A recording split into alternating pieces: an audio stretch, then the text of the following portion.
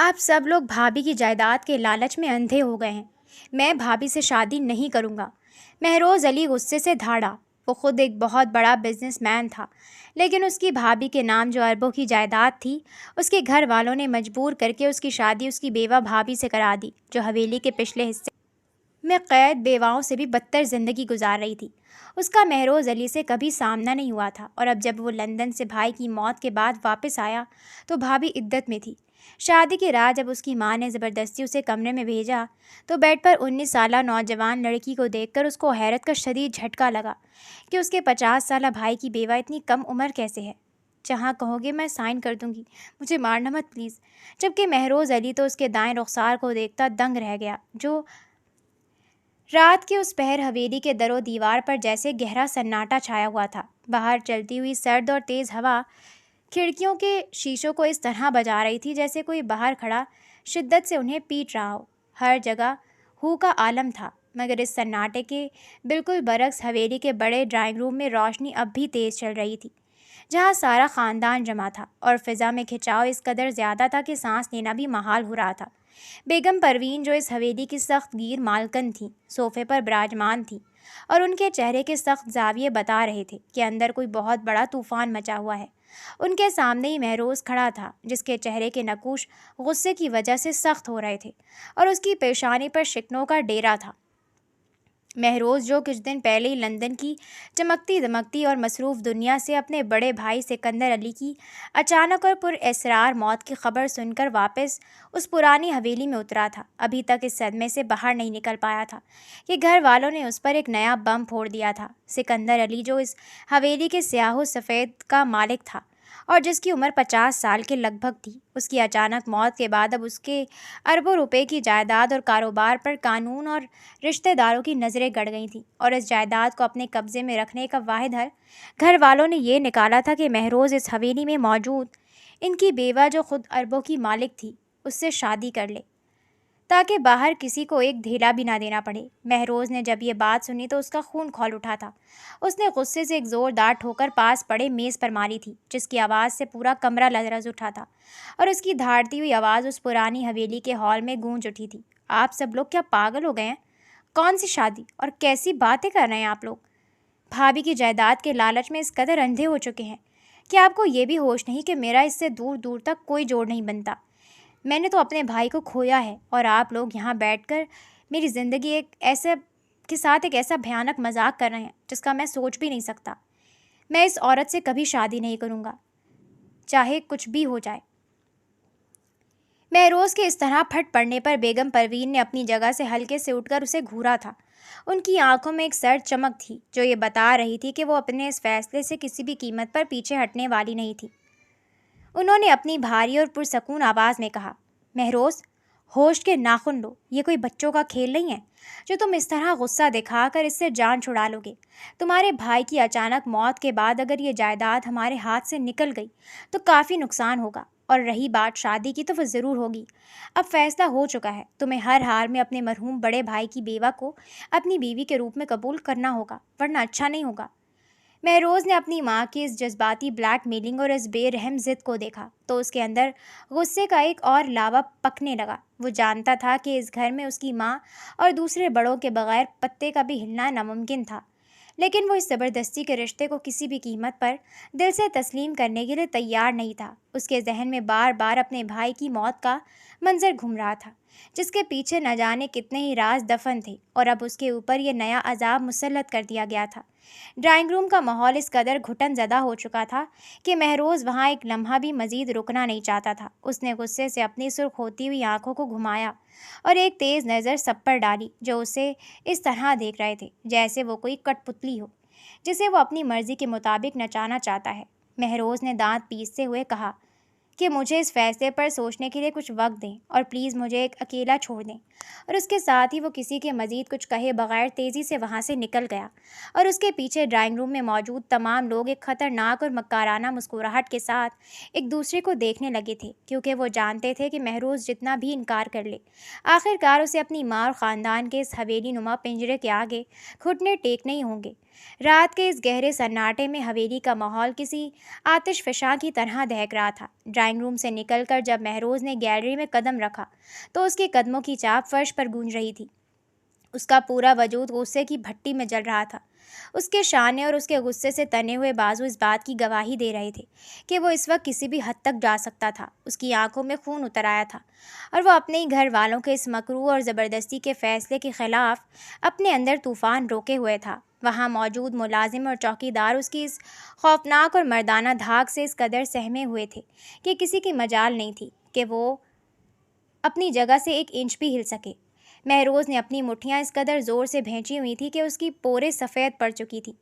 وہ جانتا تھا کہ اس کی ماں بیگم پروین نے جائیداد کو بچانے کے لیے اس کے گلے میں ایک ایسا توق ڈال دیا ہے جسے وہ نہ نگل سکتا تھا اور نہ اگل سکتا تھا، مگر وہ ایک جنونی انسان تھا جو اپنے غصے اور اپنی طاقت سے اس حویلی کے در و دیوار کو ہلا دینے کی صلاحیت رکھتا تھا۔ اس نے ایک گہرا سانس لیا اور اپنے قدم تیز کرتے ہوئے حویلی کے اس تاریک حصے کی طرف بڑھنے لگا جہاں وہ طوفان پل رہا تھا جو اس کی پوری زندگی کو تہو بالا کرنے والا تھا۔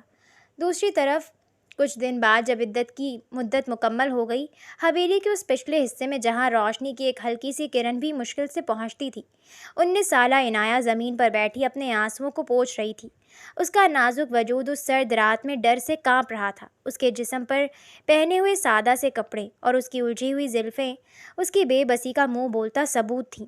اس نے اپنی دونوں ٹانگوں کے گرد اپنے بازو لپیٹے ہوئے تھے اور اس کی بڑی بڑی جھیل جیسی آنکھوں میں صرف اور صرف خوف اور ماضی کا وہ دردناک سائے ناچ رہے تھے جب سے اس کے شوہر سکندر علی، جنہوں نے اسے ہاتھ بھی نہیں لگایا تھا، کی پراسرار موت ہوئی تھی۔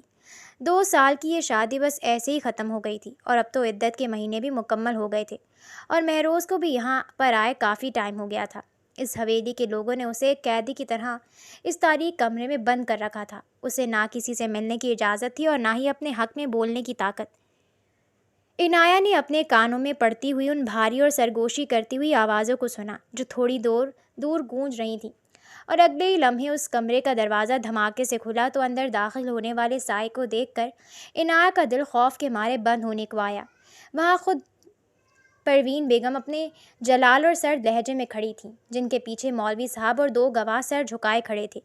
بیگم پروین نے آگے بڑھ کر عنایہ کا بازو اتنی بے رحمی سے پکڑا کہ عنایہ کے منہ سے ایک ہلکی سی چیخ نکل گئی۔ بیگم پروین نے اس کے کان میں زہر میں بجھے ہوئے الفاظ میں کہا، خبردار، جب تم نے ذرا سا بھی نخرہ کیا یا انکار کرنے کی کوشش کی، تمہاری اوقات اس حویلی میں ایک نوکرانی سے زیادہ نہیں ہے، اور آج ہمارا بیٹا مہروز تم سے نکاح کرنے جا رہا ہے۔ چپ چاپ جا کر اس کاغذ پر سائن کرو اور اپنی اس منحوس قسمت کو قبول کرو۔ عنایہ کی روح تک کانپ اٹھی تھی۔ وہ سہم کر دیوار کے ساتھ لگ گئی۔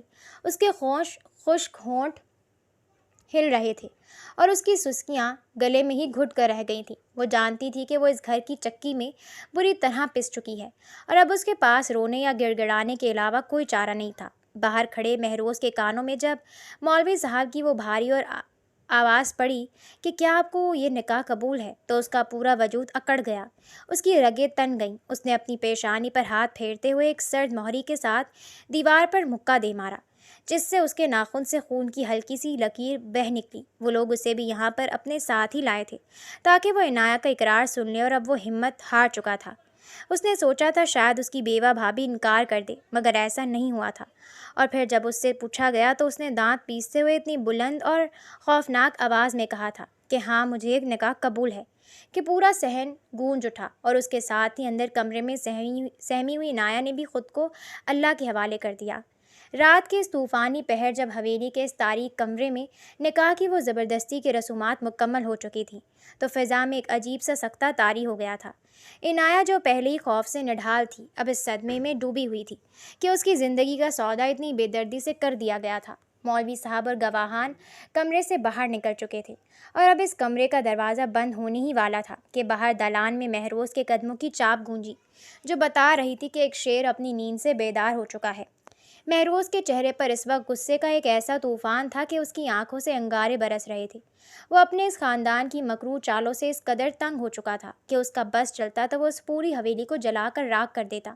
اس نے ایک جھٹکے سے اپنے کوٹ کے بٹن کھولے اور سیدھا اس کمرے کی طرف لپکا جہاں اس کی نئی نویلی دلہن کو بند کیا گیا تھا۔ مہروز نے دروازے پر ہاتھ مار کر اسے اس زور سے دھکا دیا کہ وہ لکڑی کا دروازہ دھماکے کے ساتھ دیوار سے جا ٹکرایا اور اندر ایک خوفناک گونج پیدا ہو گئی۔ مہروز کے اس طرح طوفان کی طرح اندر داخل ہونے پر بستر کے کونے میں سمٹی ہوئی عنایہ کا دل خوف کے مارے دہک اٹھا۔ اس نے اپنے دونوں ہاتھوں سے اپنا چہرہ چھپا لیا اور وہ کانپتے ہوئے بستر کے ساتھ اور زیادہ پچک گئی، مگر کمرے میں نیم اندھیرے کی وجہ سے وہ اس کی شکل نہیں دیکھ پایا تھا۔ پہلے اس نے سوچا کہ کمرے کی لائٹ آن کرے، پھر وہ پتہ نہیں وہاں سے کیوں نکل گیا۔ کچھ دیر وہ لان میں ادھر سے ادھر ٹہلتا رہا۔ گھر والوں نے اسے زبردستی منا لیا تھا اور اب نکاح بھی ہو گیا تھا، لیکن اسے کچھ سمجھ نہیں آ رہا تھا کہ اب کیا کرے، اور اسے اپنے بھائی کی موت کی گتھی بھی سلجھانی تھی کیونکہ اچانک موت ہوئی تھی۔ وہ جانتا تھا ضرور یہ دشمنوں کا کام ہے۔ وہ تو 2 سال بعد پاکستان آیا تھا۔ وہ ان معاملات کے بارے میں کچھ خاص نہیں جانتا تھا، مگر اپنے پرانے دشمنوں کو آج تک بھولا بھی نہیں تھا۔ کچھ دیر وہ لان میں ادھر سے ادھر ٹہلتا رہا، اور جب اسے معلوم ہوا کہ عنایہ کو اس کے کمرے میں پہنچا دیا گیا ہے تو وہ غصے سے بپھرا ہوا وہاں پر پہنچ گیا۔ وہ اس عورت کو دیکھنا چاہتا تھا جو اس کے بھائی کی بیوی رہ چکی تھی، اور وہ بھی 2 سال۔ جیسے ہی مہروز کمرے میں داخل ہوا تو عنایہ کی روح کانپ گئی تھی۔ مہروز نے آگے بڑھ کر اپنی سرخ اور غصے سے بھری ہوئی نظروں سے جب اس بستر پر بیٹھی ہوئی وجود کو دیکھا تو اس کے الفاظ اس کے حلق میں ہی اٹک گئے۔ وہ جسے 50 سالہ بھائی کی ادھیڑ عمر بیوہ سمجھ کر اپنے اندر غصے کی آگ دہکا رہا تھا، اور جسے وہ ایک مکروہ چال سمجھ رہا تھا، اپنے سامنے اس بستر پر اس نے ایک 19 سالہ معصوم سی لڑکی کو دیکھا، جس کے معصوم نقوش اور پھول جیسی نازک حالت کو دیکھ کر مہروز کے قدم وہیں جم گئے۔ اس کا دماغ کام کرنا چھوڑ گیا۔ اس کی آنکھیں پھٹی کی پھٹی رہ گئی تھیں، اور اس کی زبان سے بے اختیار نکلا کہ یہ کیا مذاق ہے؟ میرا بھائی 50 سال کا تھا اور یہ لڑکی اتنی کم عمر معصوم بچی۔ اس حویلی میں یہ سب کیا کھیل کھیلا جا رہا ہے میرے ساتھ؟ وہ بہت دھیمی آواز میں خود کلامی کر رہا تھا۔ مہروز کا غصہ اب حیرت اور شدید صدمے میں بدل چکا تھا۔ وہ آگے بڑھا اور اس نے عنایہ کو بازو سے پکڑ کر ہلکا سا جھٹکا دیا کہ وہ سچائی جان سکے، لیکن عنایہ تو پہلے اتنی سہمی ہوئی تھی کہ وہ پھوٹ پھوٹ کر رو پڑی۔ اس نے اپنے ہاتھ جوڑ دیے اور لرزتی ہوئی آواز میں روتے ہوئے کہا کہ مجھے مت ماریں، جہاں آپ کہیں گے میں اس کاغذ پر سائن کر دوں گی۔ مجھے اس حویلی میں کچھ نہیں چاہیے، بس مجھے یہاں سے جانے دیں۔ مہروز نے جب اس کم عمر لڑکی کی روتی ہوئی آواز سنی اور اس کے دائیں گال پر پڑے ہوئے اس نیلے اور واضح تھپڑ کے نشان کو دیکھا جو اس کی ماں پروین بیگم نے مارا تھا، تو مہروز کے اندر کی دنیا ہی ہل گئی۔ اس کا غصہ پل بھر میں ایک گہرے درد اور تکلیف میں ڈھل گیا۔ اسے محسوس ہوا کہ اس گھر کے در و دیوار میں صرف ظلم اور مکر کے علاوہ کچھ نہیں ہے، اور اس نے اس معصوم بچی کو بغیر کچھ جانے اس عذاب میں جھونک دیا ہے۔ مہروز نے اپنے ہاتھ کو اس کے چہرے کے قریب کرنا چاہا، لیکن عنایہ نے ڈر کے مارے اپنا منہ دوسری طرف کر لیا، اور کمرے میں ایک دردناک خاموشی چھا گئی، جہاں دونوں کے دلوں میں ایک نیا طوفان جنم لے رہا تھا۔ باہر بارش کی بوندیں اس پرانی حویلی کی کھڑکیوں پر اس طرح ٹکرا رہی تھیں جیسے کسی کی سسکیاں ہوں۔ عنایہ سہم کر بستر کے کونے میں دبکی ہوئی تھی۔ اس کا سارا جسم تھر تھر کانپ رہا تھا، اور اس کی بڑی بڑی جھیل جیسی آنکھوں سے آنسو ٹوٹ ٹوٹ کر اس کے گالوں کو بھگو رہے تھے۔ مہروز جو ابھی تک پتھر کا بت بنا کھڑا تھا، اس کے سینے میں اٹھنے والا طوفان اب دھیرے دھیرے ایک شدید کسک اور درد میں بدل رہا تھا۔ اس کی رگیں ابھی بھی تنی ہوئی تھیں، لیکن اس کے غصے کی آگ اب اس معصوم لڑکی کی حالت دیکھ کر ٹھنڈی پڑنے لگی تھی۔ وہ آہستہ آہستہ قدم اٹھاتا ہوا اس کے مزید قریب ہو گیا۔ عنایہ نے جب اسے اپنے قریب آتے دیکھا تو اس کا دل دہل گیا۔ اس نے اپنے دونوں ہاتھوں سے اپنا چہرہ چھپا لیا اور سسکیاں بھرتے ہوئے خود کو دیوار کے ساتھ اور زیادہ سمیٹ لیا۔ مہروز اس کے بالکل قریب آ کر رک گیا تھا۔ اس نے جھک کر جب اس کے ہاتھ کو ہٹانا چاہا تو عنایہ نے ڈر کے مارے ایک ہلکی سی چیخ ماری، جس پر مہروز کے ہاتھ وہیں ہوا میں رک گئے۔ اس نے اپنے گھٹنوں کے بل بیٹھ کر عنایہ کی طرف دیکھا اور دھیمی مگر روبدار آواز میں کہا کہ ڈرو مت مجھ سے، میں تمہیں کوئی نقصان نہیں پہنچاؤں گا۔ میرا غصہ تم پر نہیں بلکہ اس نظام اور اس گھر کے ان مکار لوگوں پر ہے جنہوں نے زبردستی تمہیں اور مجھے اس اندھیرے رشتے میں لا کر کھڑا کر دیا ہے۔ مہروز کے ان الفاظ میں وہ نرمی اور اپنائیت تھی جو اس حویلی میں عنایہ نے آج تک کسی کے منہ سے نہیں سنی تھی۔ اس نے پہلی بار سر اٹھا کر اس انسان کو دیکھا جو اب اس کا شوہر بن چکا تھا۔ مہروز کی گہری آنکھوں میں اس وقت غصے کے بجائے ایک عجیب سا درد اور کشمکش ناچ رہی تھی۔ اس کا دل چاہا کہ وہ اس معصوم لڑکی کے بکھرے ہوئے بالوں کو اپنے ہاتھ سے ہٹا کر اسے تسلی دے۔ اس نے اپنا ہاتھ آگے بڑھایا ہی تھا کہ اس کی انگلیاں عنایہ کے نرم سیاہ بالوں کے بالکل قریب پہنچ گئیں، اور وہ اس کے ریشمی بالوں کو چھونے ہی والا تھا کہ ایک لمحے کے لیے اس کا ہاتھ ہوا میں ٹھہر گیا۔ اس نے خود کو روکا اور ایک سخت سانس لے کر اپنے ہاتھ پیچھے کھینچ لیے، کیونکہ اسے ڈر تھا کہ کہیں اس کی ایک غربت اس کے اپنے دل کو ہی نہ جلا دے۔ مہروز سیدھا ہو کر کھڑا ہو گیا۔ اس نے اپنی نظریں چرائیں اور کمرے کی کھڑکی کی طرف منہ کر کے کھڑا ہو گیا، جہاں باہر طوفان اپنی پوری شدت سے گرج رہا تھا اور کمرے کے اندر اس خاموشی میں دونوں کے دلوں کی دھڑکنیں ایک دوسرے کو صاف سنائی دے رہی تھیں۔ جہاں نفرت اور غصے کی بنیاد پر شروع ہونے والے اس رشتے میں اب ایک انجانی سی جذباتی کشمکش اور کھینچتان کا آغاز ہو چکا تھا، جو دونوں کی روحوں کو جھنجھوڑ رہا تھا۔ رات کے اس پچھلے پہر جب طوفان کی شدت میں کچھ کمی آئی تو اس تاریک کمرے کی فضا میں ایک عجیب سی کسک اور تناؤ گھلا ہوا تھا۔ عنایہ ابھی تک کسی سہمے ہوئے انداز میں بستر کے کنارے بیٹھی تھی۔ اس کی پلکیں آنسوؤں سے بھری ہوئی تھیں اور اس کا دل تیزی سے دھڑک رہا تھا۔ مہروز جو کمرے کی کھڑکی کے پاس پیٹھ پھیر کر کھڑا تھا، اس کی چوڑی پشت اور اس کے غصے سے تنے ہوئے کندھے اس بات کی گواہی دے رہے تھے کہ وہ اپنے اندر کسی بڑے طوفان کو قابو کرنے کی کوشش کر رہا تھا۔ وہ اچانک مڑا اور اس کے قدم ایک بار پھر عنایہ کی طرف اٹھے۔ اس بار اس کی چال میں وہ پہلا سا غصہ نہیں تھا، بلکہ ایک ایسی کشمکش تھی جو انسان کو اندر سے توڑ دیتی ہے۔ وہ سیدھا عنایہ کے پاس آیا اور اس کے بالکل سامنے گھٹنوں کے بل جھک گیا۔ مہروز نے اپنی گہری اور ناصحانہ نظروں سے جب اس کی سوجی ہوئی آنکھوں کو دیکھا تو اس کا دل مچل اٹھا۔ اس نے اپنا ہاتھ آگے بڑھا دیا اور بڑی نفاست سے عنایہ کے چہرے کے پاس لایا، مگر ایک لمحے کے لیے اس کے ہاتھ کی پوریں ہوا میں رک گئیں۔ اس نے عنایہ کے رخسار پر بکھرے ہوئے اس کے ریشمی اور نرم بالوں کو اپنی انگلیوں کے پوروں سے چھوا تو عنایہ کا سارا جسم ایک جھرجھری کے ساتھ کانپ اٹھا۔ اس بار عنایہ نے منہ نہیں پھیرا، بلکہ اس کی آنکھوں میں جھانک کر دیکھا، جہاں غصے کے بجائے ایک انجانی سی تڑپ صاف دکھائی دے رہی تھی۔ مہروز نے مدھم اور بھاری آواز میں سرگوشی کی کہ کیوں مان لیا تم نے یہ سب؟ خود پر اتنا ظلم کیوں سہتی ہو؟ وہ اس سے گھر والوں کے رویے کی بات کر رہا تھا، لیکن عنایہ نے روتے ہوئے اپنا سر جھکا لیا اور اس کی زبان سے ایک لفظ بھی ادا نہ ہو سکا۔ مہروز نے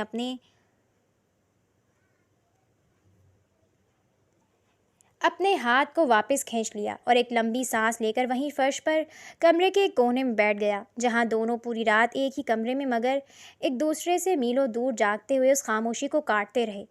اور صبح کا سورج اس حویلی میں ایک بالکل نئے اور خطرناک طوفان کے ساتھ طلوع ہونے والا تھا۔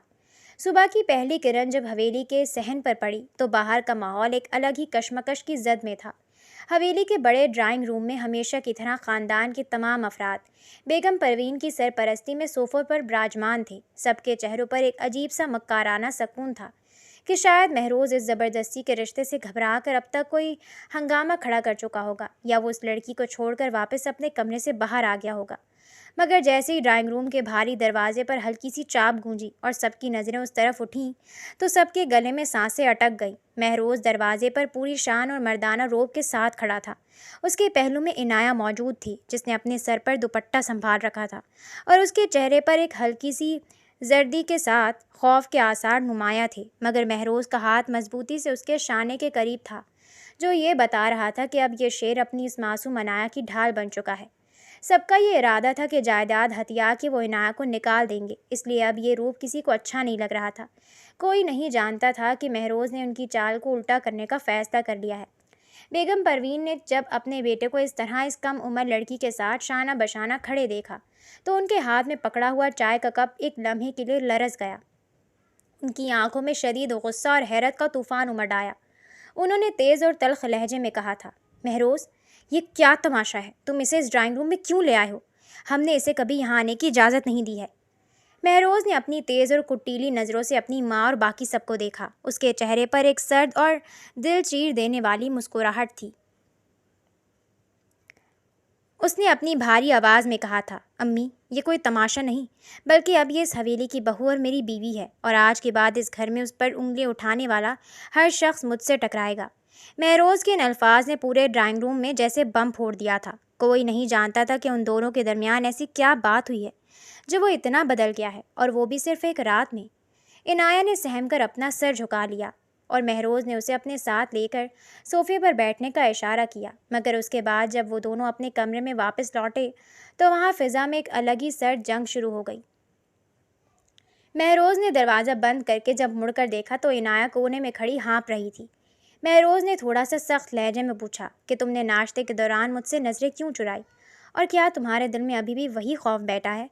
عنایہ نے اسے پہلے سب باتیں بتائی تھیں کہ اس کے شوہر کی فوتگی کے بعد سب اس پر کتنا ظلم کرتے تھے، اور مہروز نے اسے سمجھایا تھا کہ وہ کسی سے نہ ڈرے، اس لیے وہ اس سے اس طرح کی بات کر رہا تھا، اور وہ بھی دل کے ہاتھوں مجبور ہو کر، مگر اس پر یہ ظاہر کر رہا تھا کہ اسے کوئی فرق نہیں پڑتا۔ عنایہ نے ڈرتے ہوئے بمشکل سر اٹھایا اور دھیمی آواز میں کہا کہ آپ کیوں میرے معاملے میں سب کے سامنے آئے؟ کل کو یہ لوگ آپ کو بھی مجھ سے چھین لیں گے اور مجھ پر ظلم اور بڑھ جائے گا۔ مہروز نے آگے بڑھ کر اس کے بالکل قریب آ کر اس کی آنکھوں میں دیکھا۔ اس کی رگیں پھر سے تن گئیں اور اس نے طنزیہ انداز میں کہا کہ مجھ سے چھین لیں گے؟ کیا تمہیں لگتا ہے کہ میں تمہیں کسی کو بھی کچھ دینے والا ہوں؟ لیکن عنایہ جو اپنے ماضی کی پرچھائیوں میں جکڑی ہوئی تھی، وہ اندر سے اور زیادہ سمٹ گئی۔ اس نے مہروز کی اس بات کا کوئی جواب نہیں دیا، بلکہ خاموش ہو گئی، جس سے مہروز کے دل میں ایک انجانی سی جلن اور غلط فہمی نے پھر سے سر اٹھا لیا کہ شاید یہ لڑکی اب بھی کسی اور سے ملنے یا اس پرانی یاد میں جینے کے لیے تڑپتی ہے، اور وہ غصے میں منہ پھیر کر کھڑکی کی طرف چلا گیا۔ وہ خود پر قابو نہیں رکھ پا رہا تھا۔ وہ محسوس کر رہا تھا کہ وہ اس کی طرف کھینچا چلا جا رہا ہے۔ باہر کا موسم اور زیادہ خراب ہو رہا تھا، اور دونوں کے درمیان محبت کے بجائے ایک خاموش جذباتی کھینچ تان اور دوریاں اور زیادہ گہری ہوتی چلی گئیں۔ کچھ دن بعد شام کا وقت تھا اور حویلی کے بڑے کمرے میں اندھیرا پھیلنا شروع ہو چکا تھا۔ باہر سرد ہوا کے ساتھ مونسون کی ہلکی پھوار نے ماحول کو اور بھی زیادہ اداس بنا دیا تھا۔ کمرے کے اندر کا عالم بھی کچھ ایسا ہی تھا، جہاں مہروز اور عنایہ کے درمیان خاموشی کی ایک ایسی دیوار حائل تھی جو بولنے سے زیادہ کاٹ رہی تھی۔ مہروز جو ابھی تک اپنے غصے اور اس شک میں مبتلا تھا کہ عنایہ کے دل میں کوئی اور راز یا کوئی پرانا تعلق چھپا ہوا ہے، وہ اچانک پلٹا۔ اس کی پیشانی پر شکنوں کا گہرا جال بچھا ہوا تھا اور اس کی کٹیلی آنکھوں میں ایک شدید تپش تھی۔ اس نے غصے سے اپنے کوٹ کے بٹن کو ہاتھ لگایا اور تیز قدموں سے چلتا ہوا اس میز کے پاس پہنچ گیا جہاں عنایہ کا وہ پرانا سامان اور وہ ڈائری رکھی ہوئی تھی۔ وہ جانتا تھا کہ عنایہ نے اسے بہت کچھ بتایا ہے، مگر اب بھی اسے لگ رہا تھا کہ وہ کچھ نہیں جانتا۔ مہروز نے طنزیہ انداز میں اس ڈائری کو اپنے ہاتھ میں اٹھایا اور اس کے ورق پلٹنے لگا۔ عنایہ جو ایک کونے میں سہم کر کھڑی تھی، اس کا دل دھک سے رہ گیا۔ اس کا چہرہ خوف کے مارے پیلا پڑ گیا۔ وہ تیزی سے آگے بڑھی اور کانپتی ہوئی آواز میں بول اٹھی، مہروز پلیز، وہ ڈائری مجھے دے دیں، اس میں کچھ ایسا نہیں ہے جو آپ دیکھنا چاہیں۔ مہروز نے اس کی اس طرح گھبراہٹ دیکھ کر اپنی جگہ پر رک کر ایک تلخ اور طنزیہ مسکراہٹ کے ساتھ اس کا ہاتھ جھٹک دیا اور اس کی آنکھوں میں آنکھیں ڈال کر غصے سے دھاڑا کہ کیوں اتنا گھبرا رہی ہو تم؟ کیا اس ڈائری میں کوئی ایسا راز چھپا ہے جس کے لیے تم ہر وقت کڑتی رہتی ہو اور مجھ سے نظر چراتی ہو؟ عنایہ کا دل اس کے اس ظالم الزام پر اندر سے ٹوٹ کر بکھر گیا۔ اس نے روتے ہوئے اپنے ہاتھ جوڑ دیے اور لرزتی ہوئی آواز میں کہا کہ آپ کیوں نہیں سمجھتے؟ آپ کو آخر مجھ پر یقین کب آئے گا؟ مہروز کے کانوں میں جب یہ بات پڑی تو اس کے ہاتھ سے وہ ڈائری ہلکی سی لرز گئی، لیکن اس کا مردانہ غصہ اور اندرونی ضد اتنی شدید تھی کہ اس نے اس سچائی کو قبول کرنے سے انکار کر دیا۔ اس نے سختی سے منہ پھیر لیا اور سرد لہجے میں بولا، جھوٹ مت بولو مجھ سے، تم جیسا مکار اور شاطر انسان میں نے آج تک نہیں دیکھا۔ تم جانتی ہو کہ میں تمہاری ان باتوں میں آنے والا نہیں ہوں۔ عنایہ نے جب یہ دیکھا کہ جس انسان کو اس نے اپنی زندگی کا سہارا مانا تھا وہی اس کے ہر سچ کو جھوٹ سمجھ رہا ہے تو اس کا اندر کا سارا مان اور اعتماد ہمیشہ کے لیے ختم ہو گیا۔ وہ بالکل خاموش ہو گئی، اس کے آنسو سوکھ گئے اور اس نے دل ہی دل میں تہیہ کر لیا کہ اب وہ اس انسان کو کبھی صفائی نہیں دے گی۔ مہروز بھی اپنی جگہ غصے میں تپتا ہوا دوسرے کونے میں جا کر بیٹھ گیا۔ دونوں کے جسم ایک ہی کمرے میں موجود تھے، لیکن دلوں کے درمیان ہزاروں میل کی وہ دوری اور غلط فہمیاں اب اور بھی زیادہ گہری ہو چکی تھیں۔ جہاں نفرت کے پردے میں چھپا ہوا وہ انجانا سا عشق دونوں کو اندر ہی اندر تڑپا رہا تھا، مگر انا کی دیوار اتنی اونچی تھی کہ کوئی بھی جھکنے کو تیار نہیں تھا۔ رات اب اپنے عروج پر تھی اور حویلی کے در و دیوار پر جیسے موت کا سا سناٹا چھایا ہوا تھا۔ باہر سرد ہوا کے تھپیڑے کھڑکیوں کے شیشوں کو اس زور سے بجا رہے تھے جیسے کوئی اندر آنے کے لیے تڑپ رہا ہو۔ کمرے کے اندر کا ماحول اس سے بھی زیادہ تاریک اور گھٹن زدہ تھا۔ مہروز صوفے پر اپنی پیشانی پر ہاتھ رکھے پتھر کے بت کی طرح بیٹھا تھا۔ اس کی آنکھوں میں غصے اور انا کی وہ آگ اب بھی دہک رہی تھی جو اس نے شام کو عنایہ کے دل پر وار کر کے لگائی تھی۔ دوسری طرف عنایہ اس کمرے کے ایک کونے میں فرش پر گھٹنوں میں سر دیے بیٹھی تھی۔ اس کی پلکیں سوکھ چکی تھیں اور اس کے اندر رونے کی سکت بھی باقی نہیں بچی تھی۔ اس کا دل اس بات پر ٹکڑے ہو چکا تھا کہ جس انسان کو اس نے اپنا سب کچھ مانا، جس نے سب کے سامنے اس کا ہاتھ تھاما، آج اسی انسان نے اس کے سچ کو ایک فریب اور مکر سمجھ لیا تھا۔ عنایہ نے اپنے آپ سے سرگوشی کی کہ جس رشتے میں اعتبار کی ایک بوند بھی نہ ہو، اس قید خانے میں ایک لمحہ بھی جینا موت سے بدتر ہے۔ اس نے اپنی لرزتی ہوئی انگلیوں سے اپنے آنسو پوچھے اور دل ہی دل میں حویلی سے ہمیشہ کے لیے بھاگ جانے کا وہ بھیانک فیصلہ کر لیا جو اس کی پوری زندگی کو الٹنے والا تھا۔ مہروز کے سو جانے کے بعد کمرے میں چاروں طرف اندھیرا پھیلا ہوا تھا اور مہروز کی گہری سانسوں کی آواز کے سوا کچھ سنائی نہیں دے رہا تھا۔ عنایہ نے انتہائی احتیاط سے اپنے قدم اٹھائے۔ اس کا دل دھک دھک کر رہا تھا کہ کہیں مہروز کی آنکھ نہ کھل جائے۔ کمرے سے نکلنے کے بعد اس نے ہال کے دروازے کی کنڈی کو بہت ہی دھیمی آواز میں آہستہ سے کھولا تاکہ ذرا سا بھی شور نہ ہو۔ دروازہ ذرا سا کھلا تو باہر صحن میں سیاہی کا ایک گہرا سمندر پھیلا ہوا تھا، جہاں ہلکی سی مدھم روشنی میں صرف پلروں کے سائے نظر آ رہے تھے۔ عنایہ نے اپنے دوپٹے کو مضبوطی سے مٹھی میں دبایا اور اس اندھیرے صحن میں پہلا قدم رکھ دیا، اور اس کا دل کانپ رہا تھا اور اس کے پیر ڈگمگا رہے تھے، مگر اس کے اندر ایک ہی ضد تھی کہ وہ اب اس زبردستی کے بندھن اور اس شک سے بھاگ کر کہیں دور چلی جائے گی۔ وہ دبے پاؤں چلتی ہوئی حویلی کے بڑے مین گیٹ کی طرف بڑھنے لگی، جہاں سے باہر کی دنیا شروع ہوتی تھی، اور وہ اندھیرے میں ایک سائے کی طرح غائب ہو گئی۔ صبح کی پہلی کرن جب اس حویلی میں اتری اور مہروز نے اپنی آنکھیں کھول کر دیکھا تو سامنے بستر خالی پڑا تھا۔ اس نے اٹھ کر کمرے کا دروازہ کھولا اور باہر آ کر جب اسے پتہ چلا کہ عنایہ گھر سے بھاگ چکی ہے تو اس کے پاؤں کے نیچے سے زمین نکل گئی۔ اس کا سارا غرور اور اس کی انا ایک ہی لمحے میں ٹوٹ کر ریزہ ریزہ ہو گئی۔ اس کی روح تڑپ اٹھی اور وہ پاگلوں کی طرح حویلی سے باہر نکلا، جہاں ایک خوفناک طوفان اس کا انتظار کر رہا تھا۔ سارا دن اسے ڈھونڈتے ہوئے گزر جانے کے بعد رات کا اندھیرا اب اپنے جوبن پر تھا اور سڑکوں پر ٹھنڈی ہوا کے جھونکے کسی ہولناک سناٹے کی طرح ناچ رہے تھے۔ شہر بھر میں ہر طرف ہو کا عالم تھا، مگر اس ماحول سے بالکل بے پرواہ مہروز کی گاڑی پاگلوں کی طرح سڑکوں پر دوڑ رہی تھی۔ اس کی گرفت اسٹیئرنگ پر اتنی سخت تھی کہ اس کی انگلیاں سفید پڑ چکی تھیں۔ اس کے دل کی دھڑکنیں اس کی روح کو چیر رہی تھیں اور اس کے دماغ میں صرف ایک ہی نام گونج رہا تھا، عنایہ۔ وہ بار بار اپنے حواس پر قابو پانے کی کوشش کرتا، لیکن اندر کا طوفان اسے چین سے بیٹھنے نہیں دے رہا تھا۔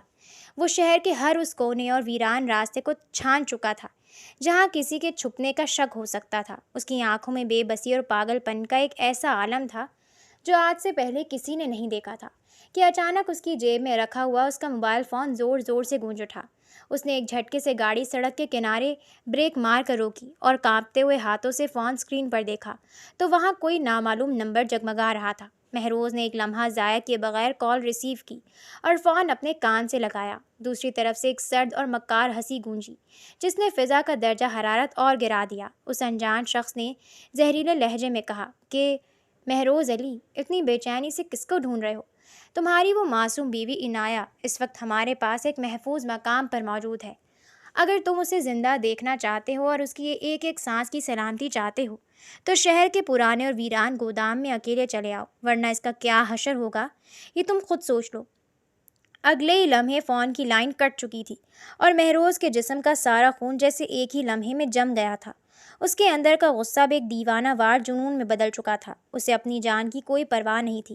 اسے صرف اس بات کا ڈر تھا کہ اس کی غلط فہمی کی وجہ سے عنایہ کسی گہرائی میں نہ چلی جائے۔ اس نے بغیر ایک سیکنڈ ضائع کیے اپنی گاڑی کو اس ویران گودام کی طرف موڑ دیا جہاں موت اس کا انتظار کر رہی تھی۔ رات کے سیاہ اور طوفانی پہر شہر کے اس ویران گودام کے اندر کا منظر کسی ہولناک خواب سے کم نہیں تھا۔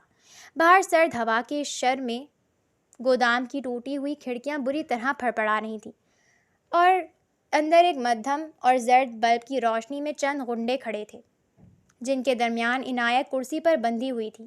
اس کا سارا جسم تھر تھر کانپ رہا تھا۔ اس کے چہرے پر خوف اور آنسوؤں کے نشانات واضح تھے اور اس کے خشک ہونٹ لرز رہے تھے۔ وہ اس بات پر اندر سے ٹوٹ چکی تھی کہ اس کی زندگی میں خوشی آنے سے پہلے ہی ایک عذاب پھر سے اس کے گلے پڑ چکا تھا کہ اچانک گودام کے باہر کسی گاڑی کے بریک لگانے کی خوفناک آواز گونجی اور اگلے ہی لمحے گودام کا دروازہ ایک زوردار لات کے ساتھ اندر کی طرف کھلا اور مہروز اس کے اندر داخل ہوا۔ مہروز کی آنکھوں میں خون اترا ہوا تھا، اس کے بال بکھرے ہوئے تھے اور اس کے چہرے پر ایسا وحشیانہ غصہ اور جنون تھا کہ سامنے کھڑے غنڈے بھی ایک لمحے کے لیے سہم گئے۔ مہروز نے اپنی خوفناک نظروں سے جب اغوا کاروں کو دیکھا تو اس کا پورا وجود کھول اٹھا۔ اس نے بغیر ایک سیکنڈ ضائع کیے ان پر ایسا دھماکے دار حملہ کیا کہ ایک ایک کر کے سارے گنڈے زمین پر ڈھیر ہوتے چلے گئے۔ اس نے غصے میں پاگل ہو کر ان کی خوب درگت بنائی اور سیدھا دوڑ کر عنایہ کے پاس پہنچ گیا۔ مہروز نے جلدی سے رسیوں کو کاٹ کر عنایہ کو آزاد کیا اور اسے اپنی مضبوط باہوں میں جکڑ لیا۔ عنایہ نے جب خود کو مہروز کی پناہ میں دیکھا تو اس کا ضبط ٹوٹ گیا، وہ پھوٹ پھوٹ کر رو پڑی اور اس کے سینے سے لگ کر سسکیاں بھرنے لگی۔ مہروز کے دل کو جیسے کسی نے مٹھی میں بھینچ لیا ہو اور اس کا غصہ اب ایک گہرے پچھتاوے اور تڑپ میں بدل چکا تھا۔ اس نے اس کا چہرہ اپنے ہاتھوں میں اٹھایا اور اس کی آنکھوں میں دیکھتے ہوئے کانپتی آواز میں کہا کہ مجھے معاف کر دو عنایہ، میں تمہارے سچ کو نہیں سمجھ سکا، میں اندھا ہو گیا تھا۔ لیکن عنایہ نے جو اس حویلی کے ظلم اور اس شک کے عذاب کو اندر تک جھیل چکی تھی، اپنے آپ کو مہروز کی باہوں سے ایک جھٹکے سے آزاد کیا۔ اس کے چہرے پر ایک ایسی بے بسی اور پاگل پن چھا گیا تھا کہ وہ پیچھے ہٹتے ہوئے بولی کہ اب معافی کا کیا فائدہ مہروز، جب آپ کو مجھ پر ذرا سا بھی بھروسہ نہیں تھا، جب آپ نے مجھے خود پر ایک عذاب سمجھ لیا، تو میرے جینے کا اور اس رشتے کا کوئی مقصد باقی نہیں رہا ہے۔ عنایہ کے دل میں وہ صدمہ اس قدر گہرا ہو چکا تھا کہ اس نے گھبراہٹ میں وہیں پاس پڑی ایک نوکیلی چیز اٹھائی اور اپنی زندگی کا خاتمہ کرنے کی کوشش کی۔ مہروز کا دل خوف کے مارے بند ہونے کو آیا تھا۔ اس نے ایک برق رفتاری سے چھلانگ لگائی اور عین وقت پر عنایہ کو اپنی باہوں میں جکڑ کر اس ہولناک قدم سے روک لیا۔ دونوں زمین پر گر گئے تھے اور مہروز نے روتے ہوئے اس کے قدموں میں اپنے ہاتھ جوڑ دیے کہ اب اگر تم چلی گئی تو میں بھی زندہ نہیں بچوں گا۔ تمام سچائیاں کھل کر سامنے آ چکی تھیں اور وہ پرانی غلط فہمی ہمیشہ کے لیے مٹ چکی تھی۔ وہ جان گیا تھا کہ ڈائری میں سچ میں عنایہ کے گمشدہ بھائی کی تصویر تھی۔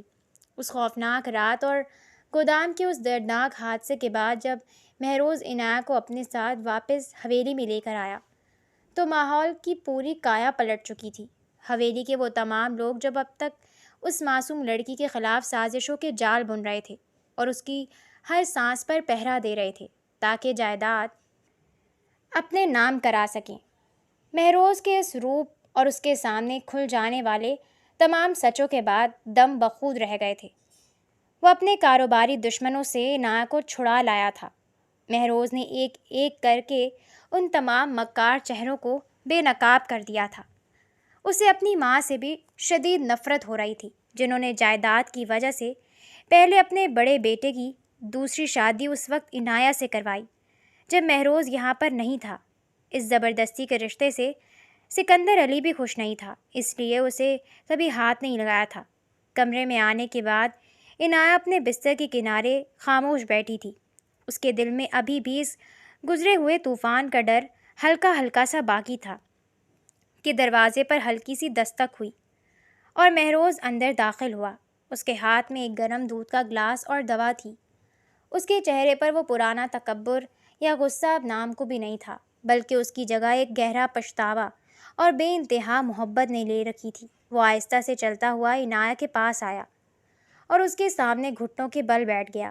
مہروز نے اپنی بھیگی ہوئی اور محبت سے بھری ہوئی نظروں سے عنایہ کی طرف دیکھا اور دھیمی مدھم آواز میں بولا کہ عنایہ، آج میں تم سے اپنے کیے کی معافی مانگتا ہوں۔ میں نے تمہیں اتنی تکلیف دی، تمہارے اس سچ کو ٹھکرا دیا جسے سمجھنے میں مجھ سے اتنی دیر ہو گئی، لیکن اب وعدہ کرتا ہوں کہ زندگی کے ہر ایک آنسو کو اپنی محبت سے مٹا دوں گا۔ عنایہ کا دل اس کے اس پیار اور سچے اعتراف کو سن کر پگھل گیا تھا۔